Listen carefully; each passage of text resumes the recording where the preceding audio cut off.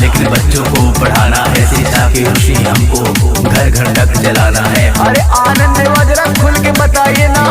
एक रोटी भी कम खाना है, लेकिन बच्चों को पढ़ाना है, शिक्षा की रोशनी हमको घर घर तक जलाना। जब हर निषाद के बच्चों के हाथों में कलम ये डोलेगा, तो भारत की पूरी जनता जय जय निषाद राज बोलेगा। भारत की पूरी जनता जय जय निषाद राज बोलेगा।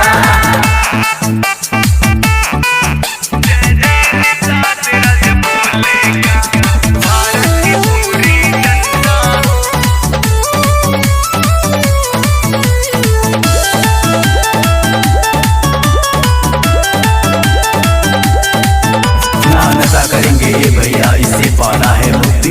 गुहराज निषाद राज की करना है अब भक्ति। सभी से निवेदन है कि नशा नहीं करना है, ना नशा करेंगे ये भैया, इससे पाना है मुक्ति। गुहराज निषाद राज की करना है अब भक्ति। निषाद राज की जो भक्ति करेगा, अपना किस्मत खोलेगा, तो भारत की पूरी जनता जय जय निषाद राज बोलेगा। भारत की पूरी जनता जय जय निषाद राज बोलेगा।